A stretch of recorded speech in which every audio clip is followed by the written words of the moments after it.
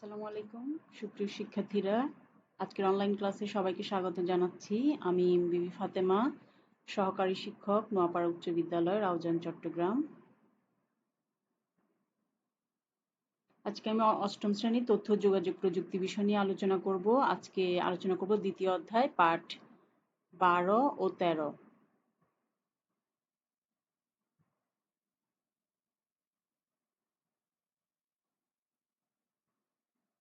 আজকের আলোচ্য বিষয় হচ্ছে নেটওয়ার্ক সংশ্লিষ্ট যন্ত্রপাতি।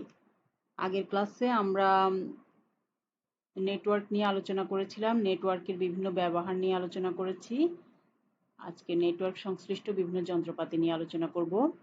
এই পাঠ শেষে আমরা নেটওয়ার্ক সংশ্লিষ্ট বিভিন্ন যন্ত্রপাতির কাজ ব্যাখ্যা করতে পারব।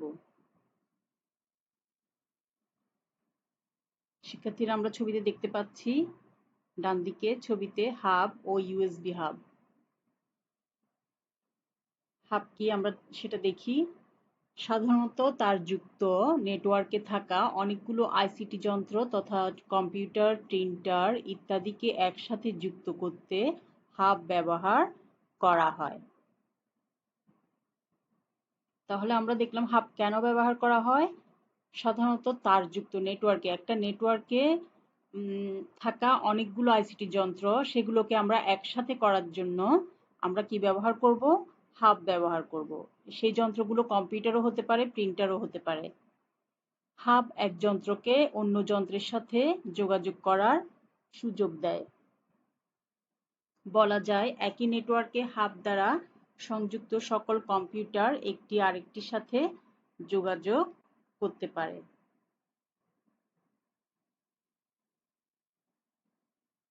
হাব বললেই আমরা ইন্টারনেট হাব বা নেটওয়ার্ক হাবকেই বুঝে থাকি, তবে ইদানিং আমরা অনেক ইউএসবি হাবও দেখে থাকি।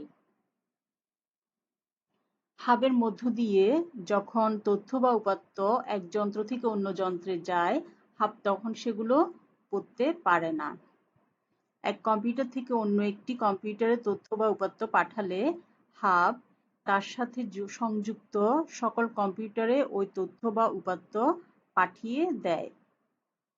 এমনকি যে কম্পিউটার থেকে তথ্য পাঠানো হলো তাকেও হাব আবার ওই তথ্য পাঠিয়ে দেয়। অর্থাৎ হাব নির্দিষ্ট ঠিকানা অনুযায়ী তথ্য পাঠাতে পারে না। বর্তমানে কম গতি ও বেশি সুবিধা পাওয়া যায় না বলে হাবের ব্যবহার অনেক কমে গেছে।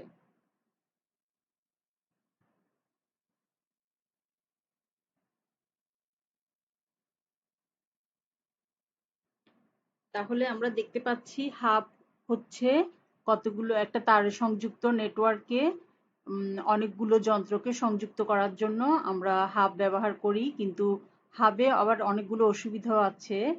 কম এটার অসুবিধা হচ্ছে যে এটাতে যখন তথ্য উপাত্ত পাঠায় তখন সে নির্দিষ্ট করে যাকে পাঠায় সেই ঠিকানা অনুযায়ী পাঠাতে পারে না। সে কি করে, তথ্যগুলো সবার কাছে পাঠিয়ে দেয়।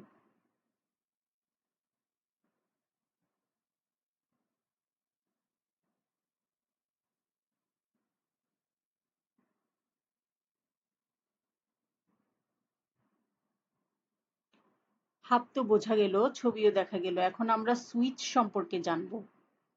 শিক্ষার্থীরা একটু বোঝার চেষ্টা করো, সুইচ এবং হাব দুটার মধ্যে পার্থক্যটা কোথায়?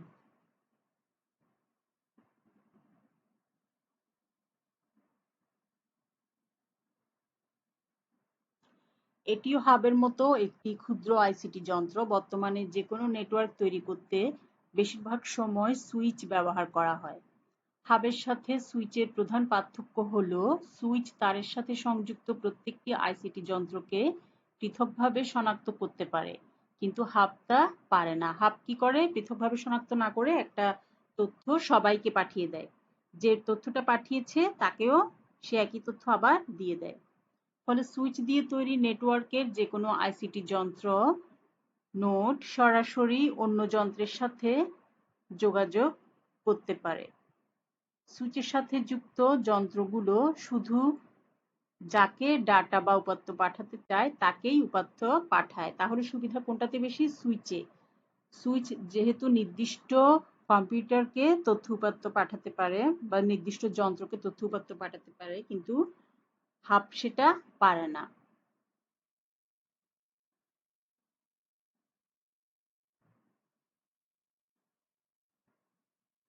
এখন প্রশ্ন হলো সুইচ এই কাজটি কিভাবে করে।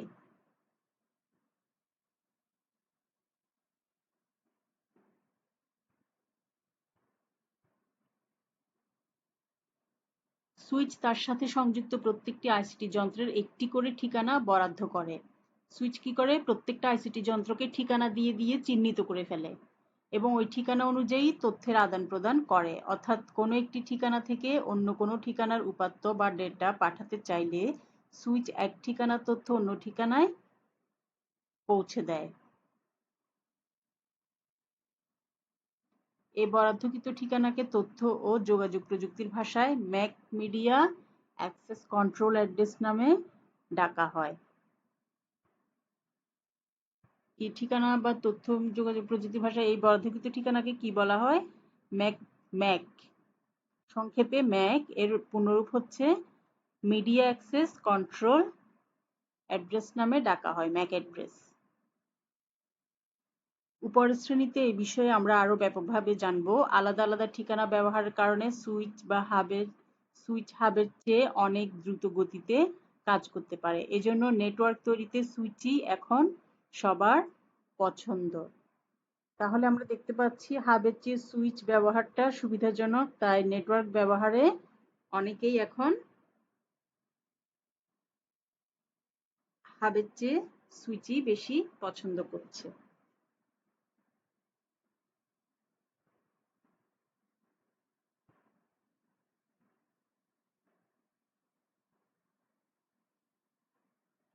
রাউটার, আমরা বাম দিকে একটা রাউটারের ছবি দেখতে পাচ্ছি।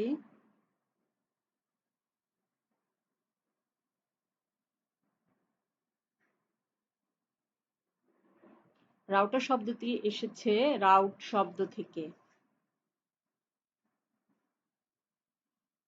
রাউটার একটি গুরুত্বপূর্ণ যন্ত্র যা হার্ডওয়্যার ও সফটওয়্যারের সমন্বয়ে তৈরি।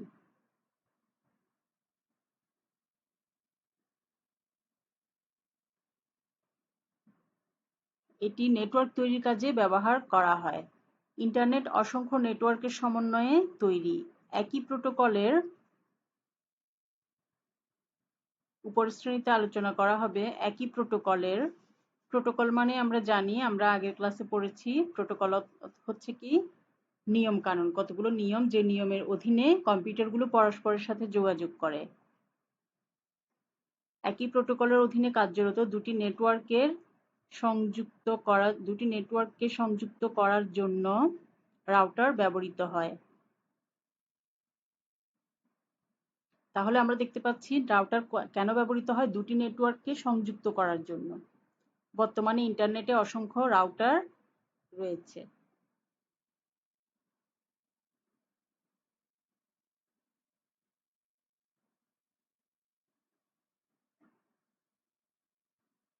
রাউটারের প্রধান কাজ ডেটা বা উপাত্তকে পথ নির্দেশনা দেওয়া।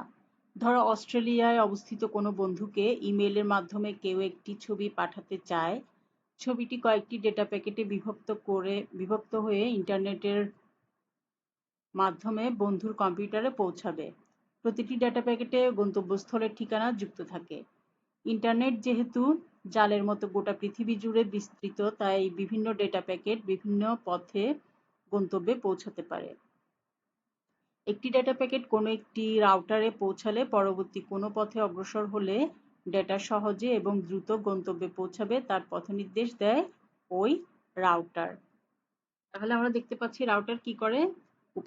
তথ্য উপাত্তকে পথ দেখিয়ে দেয়। একটি উদাহরণ দিলে বিষয়টি তোমাদের কাছে আরো স্পষ্ট হবে। মনে করো তুমি বাংলাদেশ থেকে বিমানে করে এমন একটি দেশে যেতে চাও যেখানে বাংলাদেশ থেকে সরাসরি বিমানে যাওয়া যায় না। তখন কি হবে? বিমান কোম্পানি প্রথমে তোমাকে সুবিধাজনক একটি গন্তব্যে নিয়ে যাবে, সেখান থেকে অন্য আরেকটি বিমান তোমার কাঙ্ক্ষিত দেশটিতে তোমাকে পৌঁছে দেবে। কি বোঝা গেল রাউটারের কাজের ধরন? বুঝতে পেরেছো?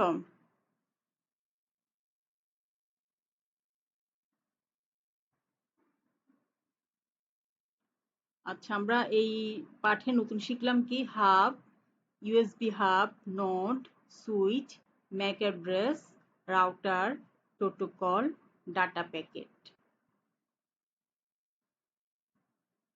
মডেম, মডেম তো আমরা কম বেশি সবাই চিনি। ইন্টারনেট ব্যবহারে আমরা মডেম ইউজ করি। আচ্ছা, মডেমটা কি আমরা একটু দেখি। ইন্টারনেটের মাধ্যমে নেটওয়ার্কে যুক্ত থাকার জন্য অন্যতম গুরুত্বপূর্ণ যন্ত্র হলো মডেম।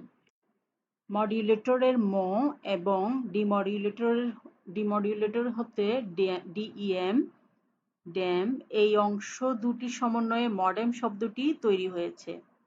মডেম তার দ্বারা সংযুক্ত বা তারবিহীন ওয়্যারলেস প্রযুক্তিতে ব্যবহৃত হতে পারে।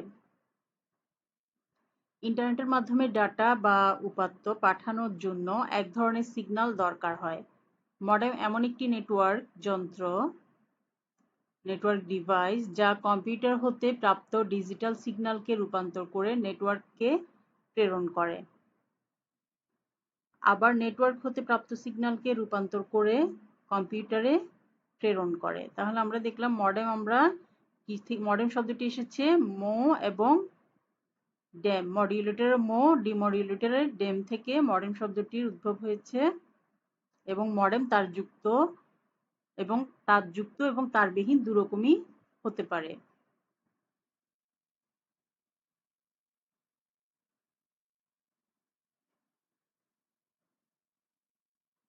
পূর্বে স্বল্পগতির ডায়াল-আপ মডেম ব্যবহার করা হতো, বর্তমানে এর পরিবর্তে দ্রুতগতির কেবল বা DSL digital subscribers line modem ব্যবহার হচ্ছে।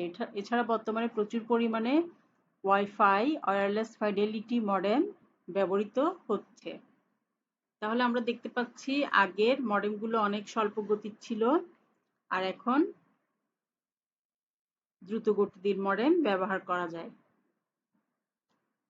ল্যান্ড কার্ড, ল্যান্ড কার্ড আমরা আগেও পড়েছি, এখন আবার দেখি ল্যান্ড কার্ড কি। তারযুক্ত ল্যান্ড কার্ডের একটা ছবি দেখতে পাচ্ছি আমরা। দুটো বা অধিক সংখ্যক কম্পিউটারকে একসাথে যুক্ত করতে যে যন্ত্রটি অবশ্যই প্রয়োজন হয় তা হলো ল্যান্ড কার্ড। আমরা ল্যান্ড কার্ড দিয়ে কি করব, নেটওয়ার্ক যুক্ত করব কম্পিউটারগুলোকে। অর্থাৎ আমরা যদি কোনো নেটওয়ার্ক গড়ে তুলতে চাই তবে অবশ্যই ল্যান্ড কার্ডের প্রয়োজন হবে। নেটওয়ার্কের সাথে যুক্ত এক আইসিটি যন্ত্র থেকে অন্য যন্ত্রে কোনো তথ্য বা উপাত্ত পাঠাতে কিংবা গ্রহণ করতে ল্যান্ড কার্ডের প্রয়োজন হয়। এক্ষেত্রে ল্যান্ড কার্ডের ভূমিকা ইন্টারপ্রেটারের কাজ করে।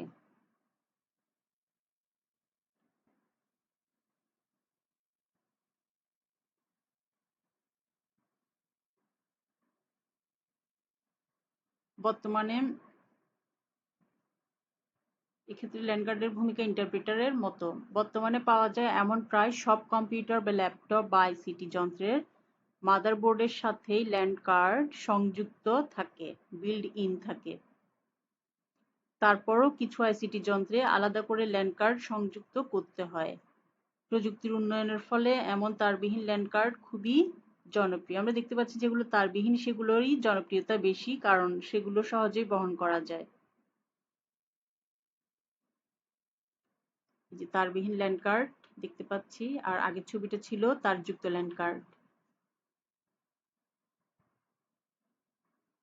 তাহলে এই পাঠে আমরা নতুন শিখলাম modem, modulator, demodulator, DSL modem, WiFi modem, LAN card, interpreter. ইন্টারপ্রেটারটা হচ্ছে একটা অনুবাদক প্রোগ্রাম, অনুবাদক।